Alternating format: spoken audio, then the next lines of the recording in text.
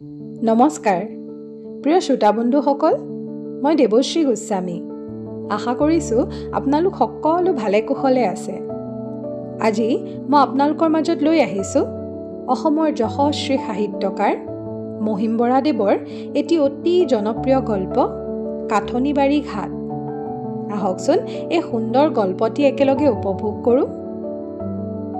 কাঠনিবাৰী ঘাট। পাৰত দম হৈ পৰি থকা কয়লাৰ পাহাৰবোৰ, গৰাখহনীয়াত জুৰুলা হোৱা ব্ৰহ্মপুত্ৰৰ পাৰ, পানী শুকাওঁতে ওলাই পৰা ঝাওবন ভৰা বালি চাপৰিৰ সেউজীয়া ঢৌবোৰ চকুৰে নেদেখা হোৱালৈকে লৰিয়ে আছে। বাৰিষা ব্ৰহ্মপুত্ৰৰ পানী গৈ শিলগুটি দিয়া ৰাজালিৰ কাষ পায়গৈ।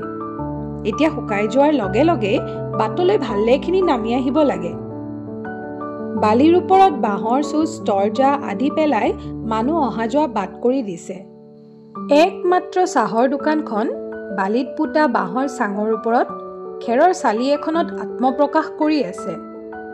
কেৰাচিনৰ টিনৰ টাপুলি দি সজা বহল জাপ দুৱাৰখন দাঙি থোৱা অৱস্থাত চালিখনৰে আন এখন চালি হৈ গ'ল। তাৰ তলত বাঁহৰ খুটা চাৰিটাৰ ওপৰত দুচলা ফলীয়া বাঁহ পেলাই দিয়াৰ লগে লগে সেইখন এখন সুন্দৰ বেঞ্চ। তাত বহি চাহ খাওক, বিড়ি কিনক, চিগাৰেট জ্বলাওক, কথা পাতক। মই সেইবিলাকৰ একোকে কৰা নাছিলোঁ, মাত্ৰ প্ৰকাণ্ড সেন্দুৰ বাতি যেন হৈ পৰা বেলিটোলৈ চাই আছিলোঁ। জাহাজ আহিব ৰাতি 9 বজাতহে, অৰ্থাৎ সেইটোৱেই নিয়ম। দিনে পোহৰে আহি মই ঘাট পালোহি। চাওঁতে চাওঁতে সৰু ঢৌবিলাকে সৰু সৰু আঙুলিৰে সেন্দুৰবিলাক টপাটপ সানি ক'ৰবাত মৌমেল চাবলৈ লৰ ধৰিলে। কোনোবাই খঙত যেন গোটেই সেন্দুৰখিনি ঠেকেচা মাৰি সিহঁতৰ গাতে পেলাই দিলে। উকা কপালৰ তিৰোতা এগৰাকী যেনেই লাগিল। মনটো অকলশৰীয়া হৈ পৰিল।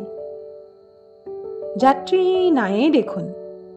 দুজনমান নেপালী সস্ত্ৰীক, কেইজনমান চাহ বাগিচাৰ বনোৱা। চাহ বাকচ অনা আৰু কয়লা নিয়া চাহ বাগানৰ মটৰবিলাকেই ইমান সময় কাঠনিবাৰী ঘাটক জীয়াই ৰাখিছিল। দূৰণিৰ চাহ বাগিচাৰ কলঘৰৰ স্পষ্ট ধোঁৱাবোৰ ইতিমধ্যে আন্ধাৰৰ লগত মিলি যাবলৈ ধৰিছে। ক'লা অসুৰ যেন বুটখন, তাত কাম কৰা খালাচী বনোৱা শ্ৰেণীৰ মানুহকেইটা, চাহ দোকানখনৰ সৰু পৰিয়ালটো আৰু আমি যাত্ৰী নামৰ প্ৰাণীকেইটাক আন্ধাৰবোৰে অকলে পাই আগুৰি পেলালে। হুৰ হুৰ শব্দ এটাৰ লগত জুনুকাৰ জোনজুননিয়ে কৌতূহল বঢ়াই তুলিলে। দোকানৰ খেৰ ইকৰাৰ বেৰৰ ফাঁকেদি চকুত পৰিল এখন গৰু গাড়ী। গাৰোৱানটোৱে নামি লাহেকৈ জৌলিখন মাটিত নমাই দিলে। গৰুহালে অ'ত ত'ত দুই এডাল ঘাঁহ শুঙিবলৈ ধৰিলে। গাড়ীৰ সন্মুখৰ পৰ্দাখনৰ সেউজীয়া বৰণটো তেতিয়াহে চকুত পৰিল। লাহে লাহে মনটো সেউজীয়া হৈ পৰ্দাখনৰ দৰেই কঁপিবলৈ ধৰিলে। চটফটীয়া 15-16 বছৰীয়া ল'ৰা এটা জাপ মাৰি নামি আহিল। গাৰোৱানৰ সৈতে ধৰাধৰি কৰি টিঙৰ ট্ৰাংক এটা নমাই আনি মাটিত থলে। কেকু জেকুকৈ বাকচটো গাৰোৱানৰ মূৰত উঠিল। আগে আগে ল'ৰাটোৱে বাট দেখুৱাই বুটলৈ লৈ গ'ল। আকৌ এবাৰ মনটো কঁপিবলৈ ধৰিলে। গাড়ীৰ ভিতৰৰ পৰা ওলাই অহা মূৰ্তিটো স্পষ্ট হৈয়ে চকুত পৰিছে, কাৰণ পোহৰৰ উপঙি থকা শেষ কণাবোৰ তেতিয়াহে অদৃশ্য হৈ পৰিছে। গাৰ কাপোৰ কানি জাৰি জোকাৰি নৈখনৰ ফালে চাই থিয় হ'ল। ল'ৰাটো আৰু গাৰোৱানটো আহি ওচৰ পালেহি। হোলডল আদি দুই এপদ বস্তু গাড়ীৰ ভিতৰৰ পৰা উলিয়াই লৈ লাহে লাহে বুটলৈ খোজ দিলে। মোৰ চকুৱে তেওঁলোককে অনুসৰণ কৰিলে। অলপ পিছত ল'ৰাটো আৰু গাৰোৱানটো ওলাই আহিল। তাক দোকানৰ ওচৰত চাহ খাবলৈ পইচা দি সোনকালে গৰু জুতিবলৈ নিৰ্দেশ দিলে। ভালে ভালে পালোহি বুলি কবি, বুজিছ? তাক বুজাই ল'ৰাটো বুটলৈ উভতি গ'ল। গাৰোৱানে চাহ এক ছিংগল আৰু কল বিস্কুট এটা নাকে কাণে গিলিলে। দোকানৰ ওচৰত থকা তাৰ সগোত্ৰ যাত্ৰী বনোৱাটোৰ প্ৰশ্নৰ উত্তৰ দিলে। 10 মাইল যাব লাগিব। গাড়ীৰ 10 মাইল যাত্ৰা আৰম্ভ হ'ল। বহু দূৰলৈ ঘাটত জ্বলাই নিয়া লেম্পটোৰ পোহৰ ধিমিকি ধিমিকি জ্বলিছিল। পাক এটাত হঠাতে লুকাই পৰিল। বুটৰে মূৰত মমবাতিৰ ক্ষীণ পোহৰ এটা জিলিকি উঠিল। বোধহয় তেওঁলোকেও সেইখিনি ঠাইকে বাছি লৈছে। মোৰ লাগেজটো তাতে আছে। গোটেই বুটখনৰ ভিতৰত সেইখিনিয়ে মাত্ৰ আৰামৰ ঠাই। বুটখনৰ বাটৰ মুখতো এটা হাৰিকেন অলপ আগতে জ্বলি উঠিছিল। দোকানৰ মুখতো এটা। এই তিনিটা পোহৰৰ খুটিয়ে আন্ধাৰৰ তামিঘৰটো মজবুতকৈ তৰি পেলালে। কৰবাত পাৰৰ এৰাই থকা চপৰা এটা লৰ মাৰি গৈ পানীত জাপ দিলেগৈ। টুপুং! নিচেই কাষতে পানীৰ জুৱলিত চেলেকনা মাছ কেইটামানে খিক খিককৈ হহাৰ শব্দ স্পষ্ট শুনা গ'ল। কয়লাৰ ডোমকেইটালৈ চালো। সাধু কথাৰ ছদ্মবেশী ৰাক্ষসকেইটাৰ দৰে মোলৈ খাওঁ খাওঁকৈ খেদি আহিল। বুটৰ মোৰ ঠাইকণলৈ যাবলৈ, নতুন যাত্ৰীৰ বিষয়ে জানিবলৈ মনটোৱে কাওবাও লগাই দিলে। কাঠৰ মজবুত সাঁকোৱেদি আগবাঢ়িলো বুটৰ ভিতৰলৈ। বুটৰ খিটমিটিয়া আন্ধাৰত চাহৰ বাকচ, ৰং, আলকতৰা, শুকান মাছ, পোৰা কয়লা সকলোবিলাক গোন্ধে লাও পানী খাই লৈ কুৰাচ আৰম্ভ কৰি দিছে। বহু বছৰৰ মূৰত বৰপেৰা এটাহে যেন কোনোবাই নাকৰ আগত মিলি ধৰিলে। ফ্লেটবিলাকৰ এই গোন্ধটো মোৰ বৰ প্ৰিয়। খালাচী আদি শ্ৰেণীৰ মানুহকেইটাই জাহাজ অহাৰ আগতে খোৱা বোৱা শেষ কৰাত ব্যস্ত। মোৰ লাগেজ থোৱা ঠাইকণৰ পৰা অলপ আঁতৰত নেপালী পৰিয়ালটোৱে কম্বল পাৰি লৈ দীঘলীয়া সুৰৰ গান এটা আৰম্ভ কৰি দিছে। তাৰ পৰা অলপ আঁতৰলৈ ৰেলিঙৰ মাজত কম্বল এখনত চাওতালী কি উৰিয়া মানুহকেইটাই বৃত্তাকাৰে বহি লৈ হুৰমুৰকৈ কিবা চুবাব লাগিছে। বোধহয় চাউল ভজা। আৰু ঠিক মোৰ মালৰ ওচৰতে মোৰ চুটকেছ আৰু বিচনাৰ টোপোলাটো অলপ কাষৰীয়া কৰি হোলডলটো মেলি ল'ৰাজনে শুই শুই মমবাতিৰ পোহৰত ইংৰাজী ফিল্ম আলোচনী এখন মেলি লৈ তন্ময় হৈ গৈছে। মূৰৰ শিতানত বহি আছে ছোৱালীজনী কাকতখনলৈ নিৰ্লিপ্তভাৱে চাই। মই কি কৰিম একো ঠিক কৰিব নোৱাৰি চুটকেছটোকে অলপ লৰচৰ কৰিলো। ছোৱালীজনীয়ে মোলৈ চকু দাঙিলে, কিন্তু মমৰ পোহৰৰ মাজৰ পৰা মুখ দেখিবলৈ অলপ সময় মোলৈ চাই থাকিবলগীয়া হ'ল। লাভৰ ভিতৰত মমৰ পোহৰে ফ্ৰেম বান্ধি দিয়া তেওঁৰ মুখখন মইহে খন্তেকতে চাই ল'বলৈ সুবিধা পালোঁ। ল'ৰাটোৱে আলোচনীখনত হাতটো থৈ সেই অৱস্থাৰে মোলৈ চাইছিল। মই অলপ হালি চুটকেছটো লৰচৰ কৰোঁতে মোৰ মুখখনো মমৰ পোহৰে চেলেকি গ'ল। ল'ৰাটো ধৰ্মৰকৈ উঠি বহিল আৰু ছোৱালীজনীয়েও দেখোন খোপালৈ উৰণিখন তুলি ল'লে। আপোনাৰ চুটকেছ? আমি অলপ একাষৰীয়াকৈ থলো দেই, আমি কুচাই বহিম, আপুনি বিচনা পাতক। ল'ৰাটোৱে ইমান চিনাকি সুৰত কথাষাৰ ক'লে যে মই থতমত খাই গ'লো। সোনকালে মানুহৰ চিন পাহৰাৰ কাৰণে কেইবা ঠাইতো লাজ পাই থৈছো, কিন্তু মিছা হ'ল, ক'তো দেখা মনত নপৰে। নাই নাই ঠিক আছে, তোমালোক উৰণি মানে তুমি ভালকৈ বহা, মোৰ ব্যৱস্থা হ'ব। মোৰ কম্বলেৰে মেৰুওৱা বিচনাৰ টোপোলাটো লেতেৰা হৈ গৈছে। আঙুলিৰ ট্ৰিকেৰে ইতিমধ্যেই চুটকেছৰ আঁৰ কৰি দিলোঁ, কিন্তু প্ৰহৰী কৰি দিয়া ৰং এৰুৱা চুটকেছকে বা চম্ভালো কেনেকৈ? অৱশ্যে সি ভাল বংশৰে আছিল, গুৰি গুৰা ইংৰাজী ষ্টিলৰ, কিন্তু গুৰি গুৰা বিচাৰে কোনে? বস্তু দুটা উঠাই লোৱা দেখি ল'ৰাটোৱে অভিমানতে চিঞৰি উঠিল, আপুনি আন ঠাইলৈ যাব খুজিছে নেকি? আমি বেয়া পাম হ'লে। ল'ৰাটোৱে সঁচাকৈ পাৰি লোৱা হোলডলটো কুচাবলৈ ধৰিলে। নহয়, তোমালোকে আৰাম কৰা, জাহাজ বা কোন ৰাতি আহে সময়ৰ ঠিক নাই, আৰু কেতিয়াবা নাহেও। সেইকাৰণেইতো আপুনি ইয়াতে থাকক, যাত্ৰীও নাই, তাতে অসমীয়া মানুহ নাই। বাইদেৱে মই তাকেহে আলোচনা কৰি আছো, কোনোবা এজন লগ পোৱা হ'লে। বুজিলো, ল'ৰাটোৰো বায়েকৰ সমানে ভয় লাগিছে। ময়ো মোৰ ভেগাবন মাৰ্কা চুটকেছ আৰু কাপোৰৰ টোপোলা আঁতৰ কৰিবলৈহে এইখিনি কৌশল কৰিছিলোঁ। এতিয়া মোৰ কাপোৰৰ টোপোলাই উৰণিৰ আঁৰৰ পৰা ভুমুকি মাৰিব পাৰে। টোপোলাটো মেলি লৈ তেওঁলোকৰ ভৰিফাললৈ বহি পৰিলোঁ। টিকট কাটিবৰ হ'বই যেন পাওঁ, মই খবৰ লৈ আহোঁ। কলৈ কাটিব লাগিব? টিকট কটালৈ তেতিয়াও সময় আছিল, কিন্তু সুধিবলৈ আৰু একোকে বিচাৰি নাপালো। আমি যোৰহাটলৈ যাব লাগে। ল'ৰাজনে ইতিমধ্যে আস্তব্যস্ত হৈ বহি লৈ উত্তৰ দিলে, যোৰহাটলৈ? আজি জাহাজ ডাউনহে। চক খোৱাৰ দৰে মই উত্তৰ দিলো, কাৰণ জাহাজৰবোৰ আদাৰ বেপাৰীয়েহে নাৰাখে, এওঁলোকৰতো তেনে হোৱাৰ কোনো লক্ষণেই নাই। ল'ৰাটোৱে মোৰ চিন্তাৰ ভাৰ লঘু কৰিবলৈ পাই বৰ পুলকিত হৈ উঠিল।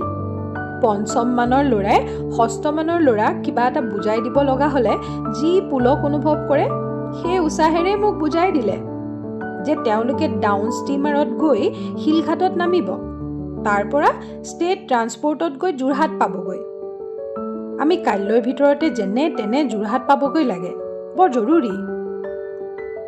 অৰ্থই নহয়, কথাবিলাকেহে মোক আকৰ্ষণ কৰিছিল বেছি। বোৱাৰীজনী স্বাভাৱিক লাজেৰে একাষৰীয়াকৈ বহি আছিল যদিও একোবাৰ চকা মকাকৈ মুখলৈ চাই এনেহে ধাৰণা হৈছিল যেন তেওঁ সক্ৰিয় অংশগ্ৰহণ কৰিছে এই আলাপত। মুখেৰে টু এষাৰ নকৰাকৈয়ে নিজক এনেভাৱে জীৱন্ত কৰিব পৰা এই অদ্ভুত গুণটোৰ কথাকে মই গুণাগথা কৰিছিলোঁ। বিয়া হোৱা নিশ্চয় বেছি দিন হোৱা নাই। গাৰ মাহ হালধিৰ বোল মমৰ ক্ষীণ পোহৰতে মই স্পষ্টকৈ দেখিছোঁ। গাৰ দোলাইখনৰ পৰা চুলিৰ মাজৰ পৰা অহা বিয়াৰ মাহ হালধিৰ তেলৰ মলমলীয়া গোন্ধৰ সোঁত এটাই মোৰ নাকত মোহনা পাতিছেহি। এখন পৰিপূৰ্ণ মুখ, দীঘলীয়া বেলুন যেন গোল গোল হাত, গাৰ উজ্জ্বল হালধীয়া ৰং আৰু অসমীয়া পাতৰ হাতযোৰৰ ৰংটোৱে ছবিৰ দৰে তুলি ধৰিছে। এনেকুৱা গঠন আজিকালি বৰকৈ দেখিবলৈ পোৱা নাযায়। হঠাৎ মোৰ মনত পৰি গ'ল, ল'ৰাজনে মোক কিবা এটা সুধিছিল, উত্তৰ নাপাই অলপ সেমেনা সেমেনিও কৰিছে। কি সুধিলা? মোৰ কথা? ময়ো যাম শিলঘাটলৈ, শিলঘাটৰ ওচৰতে মোৰ ঘৰ। তেন্তে ভালেই হ'ব, জাহাজ ৰাতিয়ে শিলঘাট পাইগৈ, আপোনাক লগ পোৱাত বহুত সুবিধা হ'ব, নহয়নে বাইদেউ? বাইদেৱে আলোচনীখনকে লিৰিকি বিদাৰি আছিল, কাণ আছিল আমাৰ কথাত। সন্মতিসূচকভাৱে ভায়েকলৈ মূৰ তুলি চাই ৰল। হাঁহিটো কোনোবাই পকা ৰঙেৰে গোটেই মুখখনত চাপ মাৰি থৈছিল, নহলে কপালখনে হাঁহিব কেনেকৈ? নাক চকু থুতৰিও হাঁহেনে? এনেকুৱা ডাঠ কলা চেলাউৰিয়ে মিহিকৈ হাঁহিব পাৰেনে? আনদিনাৰ মতে জাহাজ অহাৰ সময় হ'ল। মই খা খবৰ লৈ আহিবলৈ থিয় হলো। টিকট কাটিবলৈ পইচা উলিয়াব খুজিছিল ল'ৰাটোৱে। মই বাধা দি কলো যে তেতিয়াও টিকটৰ ঘণ্টা দিয়া নাই, আৰু টিকট দিলেও মোৰ পইচাৰে আনিব পাৰিম, পিছত দিলেও হ'ব। জাহাজ অহাৰ সময় থাকিলে নিশ্চয় চাহ একাপ খাব পাৰোঁ। যাবলৈ ধৰি মই সুধিলো।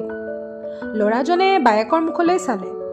বায়েকে হোলডলটো আঙুলিৰে দুই এবাৰ খেপিয়াই নিজকে কোৱা দি ক'লে, ফ্লাক্সটো ক'ত থাকিল? এই প্ৰথম মাথাৰ শুনিলো। গভীৰ অথচ মাখনৰ দৰে কিবা এটা কোমলতা থকা। এনেধৰণৰ বৰ্ণনা মানুহৰ মাতত খাপ খাইনে ক'ব নোৱাৰো। ল'ৰাজনে ফ্লাক্সটো উলিয়াই দিলে। মই ফ্লাক্সটোলৈ ৰেলিঙৰ কাষলৈ গলো। ওচৰতে শিশু এটাই মূৰ দাঙি ৰাতি কিমান হ'ল এবাৰ চাই গ'ল। ক'ৰবাত হৰহৰাই মাটি অলপ খহি পৰিল নৈৰ বুকুত। দূৰৰ বাগিচাৰ পৰা মাদলৰ ক্লান্ত চেও ভাহি আহিছে। টিকট দিয়াৰ আশা নাই বোলে, জাহাজ কিজানি ক'ৰবাৰ বালিচটত লাগি ৰ'ল। বিৰক্তিৰে টিকট মাষ্টৰে কৈ উঠিল। যোৱা ভূমিকম্পে বোলে টিকট মাষ্টৰৰ টোপনিত বালিচৰ বহুৱাই গৈছে। চাহ দোকানীৰ পৰিয়াল খাই বৈ উঠিল। ল'ৰা ছোৱালীকেইটাই বাঁহৰ চাং এখনৰ পৰা দোকানৰ বস্তু আদি নমাই শুবলৈ কাৰবাৰ কৰিছে। সন্মুখৰ চাংখনত গাদী পাতি আদহীয়া শকত দোকানীজনে আৰু 3জন মানুহৰ সৈতে ব্ৰিজ খেলত মগ্ন। মই গৈ পোৱাৰ লগে লগে এজনে কৈ উঠিল, 10 বাজিল, যাব লাগিব। এই খেল। আন এজনে টাচটো চাফল কৰাৰ লগে লগে উত্তৰ দিলে। মোক কোনেও দেখা পোৱা নাই। মই ৰসভংগ নকৰি খেল চাবলৈ ধৰিলো। হাৰ্ট 1, স্পেড 1, নো ট্ৰাম্প, 2 ক্লাবছ, 3 ডায়মণ্ডছ, ডাবল। আদি ফটকাৰ আৱাজ হ'বলৈ ধৰিলে। খেল আৰম্ভ আৰু শেষ হ'ল। শেষ খেলৰ কাৰণে জোৰ কৰা ফালটো অৰ্থাৎ দোকানীজনেও বহুত ডাউন খালে। তাৰ পাছত তিনিওজন যাবলৈ ওলাল। বুজিলো তিনিও চাহ বাগানৰ চাকৰিয়াল। ৰাতি ইয়াত ব্ৰিজ খেলে। দোকানীৰ স্প্ৰেড যেন হৈ পৰা মুখখনলৈ পুতৌৰে চাই আছিলো। এইবাৰহে মোক মন কৰিলে। আপোনাক কিবা লাগিব জানো? কোমল মাতেৰে সুধিলে। চাহ লাগিছিল, দিব পাৰিব জানো? শুবলৈ আয়োজন কৰা ল'ৰা ছোৱালীকেইটালৈ চকু দি মই সুধিলো। নিশ্চয়, আজি বোধহয় জাহাজ নাহিবই। সৰু ল'ৰা এটা ইতিমধ্যে জাপ মাৰি আহি মোৰ ওচৰত থিয় দিলেহি। একাপ। মই ফ্লাক্সটো ল'ৰাটোলৈ আগবঢ়াই দিলো। তিনি। আপোনাৰ পৰিয়াল আছে, চাহ দোকানীয়ে কৈ গ'ল। কিবা অসুবিধা হ'লে জনাব। খোৱা বোৱা কৰিব খুজিলেও সকলো সুবিধা কৰি দিম। ৰাতিও চাহ গৰম পানী কিবা লাগিলে নিব। বৰ শকত, কলা বৰণৰ আদহীয়া মানুহজন। মুখখনত কোমলতা এটা আছে, মাতত আন্তৰিকতাৰ সুৰ। দুই এষাৰ কথা পতাৰ পৰা বুজিলো ল'ৰা ছোৱালীকেইটাৰ মাক নাই।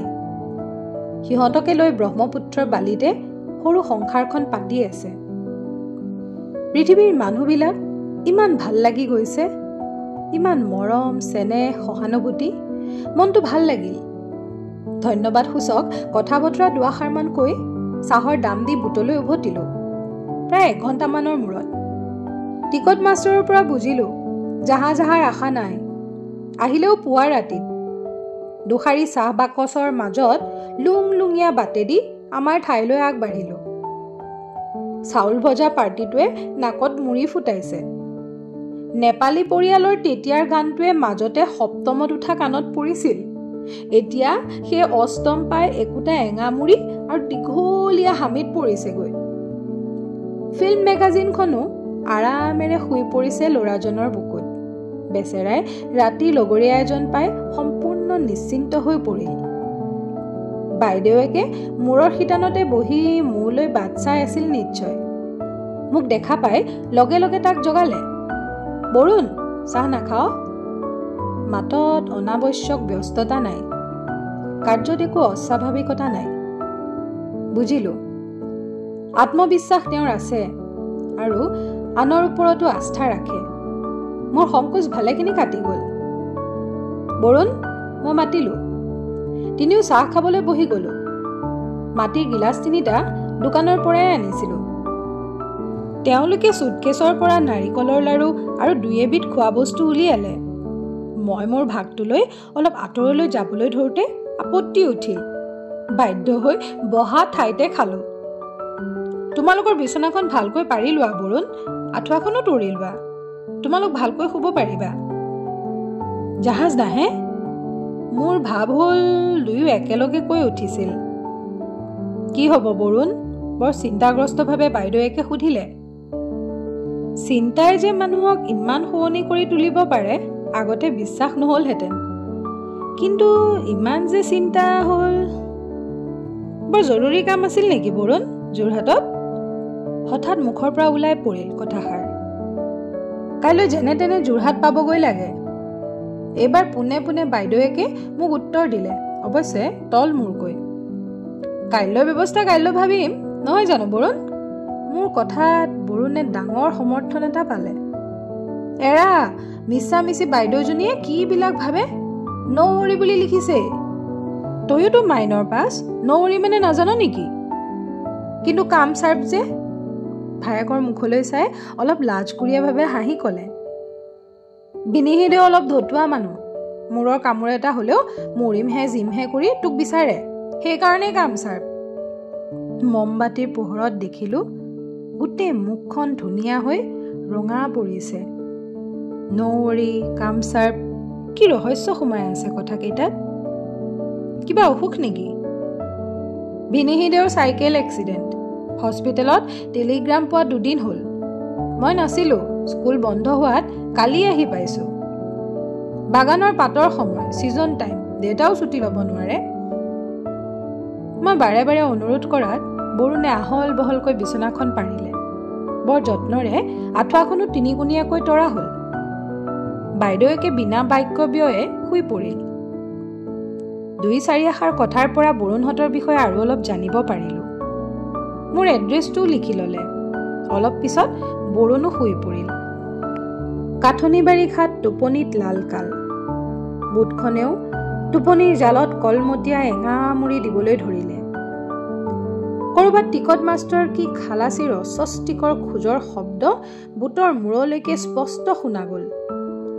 কাষৰ গৰাৰ পৰা হুৰ হুৰাই মাটি অলপ খহি পৰিল। ব্ৰহ্মপুত্ৰৰ সিপাৰৰ কাজিৰঙাৰ আন্ধাৰৰ মাজত বাঘ এটাই চিকাৰৰ বাটত জোপ লৈ আছে। নিশ্চয় দূৰণিৰ বালি চাপৰিত কহুৱা আৰু ঝাওবনৰ মাজত ব্ৰহ্মপুত্ৰৰ বহল কলা পানীধাৰাত একোটা ৰহস্য শুই শুই চকু পিৰিকিয়াবলৈ লাগিছে। তৰা কেইটামানে জুম বান্ধি ৰহস্যটোনো কি ভুমুকিয়াই ফুৰিছে। বুটৰ নিচেই কাষতে থকা পাৰটোত বহি বহি জুতুলা জুতুলি চুলিৰে ধুৱনী ছোৱালী কেইজনীমানে কাপোৰ থুকুচিবলৈ লাগিছে। ঝপ ঝপ ঝপাত ধেত ঢৌবোৰহে। ল'ৰাজন অৰ্থাৎ বৰুণে টাউনৰ হাইস্কুলৰ 9ম শ্ৰেণীত পঢ়ে। দেউতাকে কি নাম ক'লে চাহ বাগান এখনৰ টি হাউচত কাম কৰে। হেড টি হাউচ এৰা হ'বলা 10 মাইল দূৰ ঘাটৰ পৰা। বাইদেউকৰ বিয়াৰ 1.5 বছৰ হ'ল। এসপ্তাহ হওঁতেই মাতি পঠাইছে। সামান্য আঘাত, কিন্তু কাম চাৰ্প যে নেদেখিলে থাকিবই নোৱাৰে। বৰ মিল। আজি ৰাতিটো 1.5 বছৰ আগত হোৱা হ'লে আৰু মোৰতো এতিয়া চাইকেল এক্সিডেণ্ট হোৱা নাই। ধেত মমডাল বতাহত নুমাই গ'ল। আন্ধাৰতে ভাল লাগিছিল, কিন্তু উচিত নহ'ব যেন লাগিল। দিয়া চলাইটো মাৰিলোঁ। আধা খোৱা মিক্সাৰ এডোখৰ পাই তাকে জ্বলাই লৈ মমডোখৰত জ্বলা কাঠিটো আগবঢ়াই নিছিলোঁ। চক খাই গ'লোঁ। বাইদেউকৰ মাত। আন্ধাৰতহে টোপনি আহে যদি। খোৱা নাই? চিলমিল টোপনি নাহেই দেখোন। স্বাভাৱিক। মম নজ্বলালোঁ। ৰেলিঙত ভৰ দি জাহা জাহা দিশটোৰ ফাললৈকে তীব্ৰ দৃষ্টিৰে চাই থাকিলোঁগৈ। মমৰ পোহৰেৰে নহ'ব, জাহাজৰ পোহৰ আনিবই লাগিব। কিমান সময় তেনেকৈ আছিলোঁ ক'ব নোৱাৰোঁ। হঠাৎ এটা হুলস্থুল আৰম্ভ হৈ গ'ল। জাহাজ জাহাজ পোহৰ আদি শব্দৰ লগে লগে টিকটৰ ঘণ্টা আৰু খোজ কঢ়াৰ দুপদাপ শব্দ। মই লৰালৰিকৈ মমডাল জ্বলাই দিলোঁ। বাইদেউকে উঠি বহিছিল। 2 হাতে হেকুচি বৰুণক জগালে। বৰুণো চকমক খাই বহিল। জাহাজ আহিল বৰুণ। যেন বহুত হুলস্থুল আৰু অপেক্ষাৰ পিছত ল'ৰা এটা জন্ম পাইছে, এনে এটা সংবাদহে দিলোঁ। মই তেওঁক বিচনা বান্ধিবলৈ কৈ টিকট আনিবলৈ গ'লোঁ। টিকট মাষ্টৰৰ মুখখন দেখিয়ে বুজিলোঁ কিবা এটা দুৰ্ঘটনা ঘটিছে। জাহাজৰ পৰা ছিগনেল পাইছে মেৰামতি কৰিব লাগিব, গতিকে টিকট পলমকৈ দিব। খুৰাই খুৰাই জাহাজখন কাষ চাপি আহিছে। বৰুণে আহি অলপ পিছত মোৰ ওচৰত থিয় হ'ল। খবৰটো দিয়াত বায়েকক ক'বলৈ আকৌ উভতি গ'ল। ৰাতি পুৱাই আহিছে। পাৰলৈ নামি গ'লোঁ। কিবা এটা ব্যৱস্থাৰ কথা ভাবিব লাগিব। এওঁলোক আজি যোৰহাট পাবই লাগিব। প্ৰাতঃকৃত্যাদিৰ পিছত কাঢ়াকৈ চাহ একাপ খাই টোপনিখিনি জাৰি পেলালোঁ। গৰম লুচি ভজাই ভালকৈ চাহ 3 কাপ কৰাইছোঁ। জাহাজ আহিল আৰু 2-এজন যাত্ৰী নামিল। দেখিলোঁ বৰুণে এজন ল'ৰা লৈ পাৰলৈ নামি আহিছে। দাদা দাদা মামু আহিল, জাহাজত আহিছে যোৰহাটৰ পৰা। চাওক মই নকৈছিলোঁ চিন্তাৰ কাৰণ নাই বুলি। মামু ৰাতিৰ টোপনি খতিত কলা মলা হৈ আহিছে। বাইদেউকৰ সম্বন্ধীয় দেৱৰ। বৰুণৰ প্ৰায় সমনীয়া বা অলপ ডাঙৰ হ'ব। যোৰহাটৰ খবৰ কি? মামুলৈ চাই সুধিছিলোঁ। বৰুণেই তপৰাই উত্তৰ দিলে, ভাল, আমি যোৱা দেৰি হোৱাত নিবলৈ পঠাইছে। নিবলৈ কিয়? যায় যদি লৈ যাওঁ, নাইবা ময়ে ফুৰি চাকি যাওঁ এইবুলি আহিলোঁ, এইবাৰ মামুৱে ক'লে। পিছে এতিয়া কি কৰা? নবৌ যাব খুজিছে যেনে তেনে, গতিকে নাও ভাড়া কৰি যোৰহাটৰ প্ৰথম বাছ ধৰিম। জাহাজ বালিত লাগিছিল, কিবা এটা বেয়া হ'ল, মেৰামতি কৰিলেহে যাব, গতিকে জাহাজত গ'লে দেৰি হ'ব। তেনেহ'লে বৰুণ, বাইদেউৰাক গা পা ধোৱাৰ ব্যৱস্থা কৰি দিয়া, দুয়ো যোৱা, মই চাহ নিয়াম।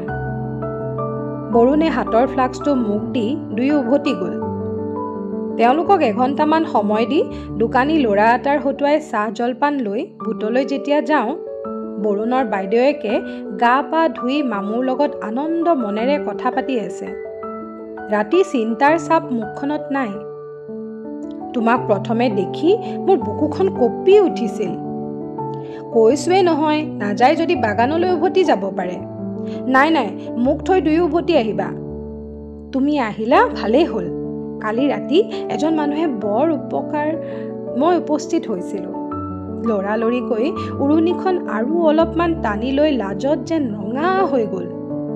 দোকানী ল'ৰাটোৱে চাহৰ সৰঞ্জাম থৈ উভতি গ'ল।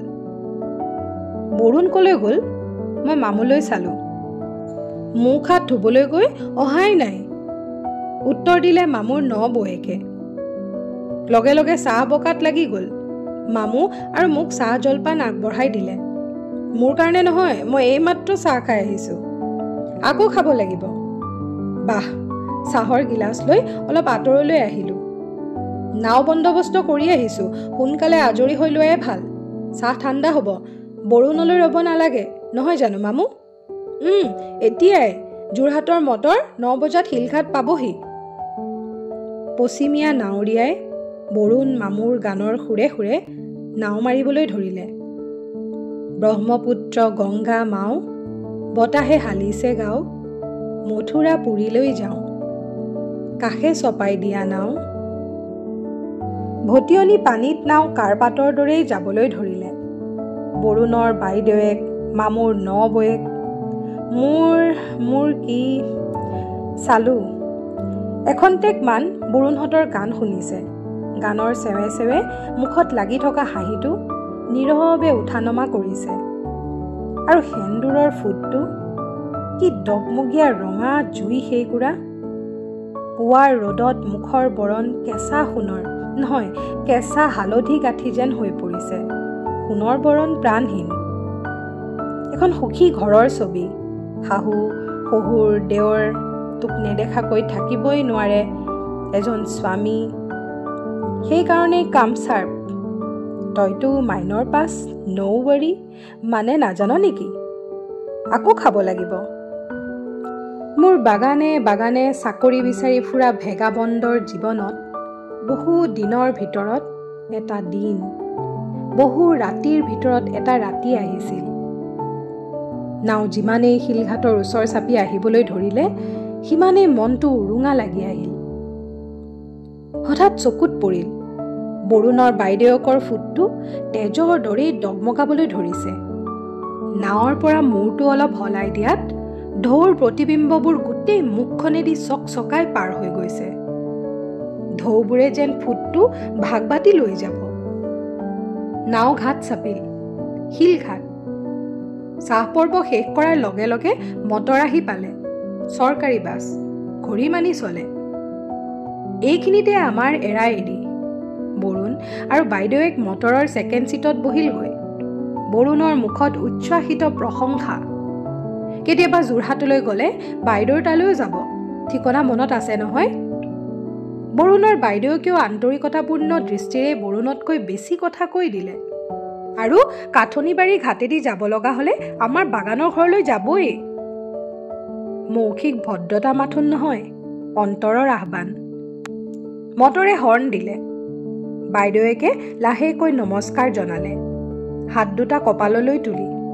প্ৰতি নমস্কাৰ কৰিলোঁ। কিন্তু মামু চাহৰ দোকানৰ পৰা উঠাই নাই। ড্ৰাইভাৰক কৈ লৰালৰিকৈ চাহ দোকানলৈ গ'লোঁ মামুক পঠাবলৈ। মামুৱে চিগাৰেটত চিলাইকল চলাইছে। মটৰ যায় যে মামু। চিগাৰেটটো দলিয়াই মামু বহাৰ পৰা থিয় হ'ল। বৰ ভাল পালোঁ আপোনাক লগ পাই। উত্তেজিত ব্যস্ততাৰে মামুৱে মোলৈ চাই ৰ'ল। কেতিয়াবা লগ হ'ম, মটৰ যে যায়, যোৱা এতিয়া। মই এক প্ৰকাৰ ঠেলা মাৰিয়ে দিলোঁ। আকৌ হৰ্ণৰ মাত। উত্তেজনাত ঘামি পৰিছে মামু। যাম কেনেকৈ বাৰু? ককাইদেউৰ মটৰ এক্সিডেণ্ট হৈ পিছদিনাই সকলো শেষ। মই অভিনয় কৰি আহিছোঁ। মামু জাপ মাৰি মটৰত উঠিলগৈ। মটৰৰ চকাকেইটা তীব্ৰভাৱে ঘূৰি ঘূৰি কামাখ্যা পাহাৰৰ ভাঁজত অদৃশ্য হৈ পৰিল।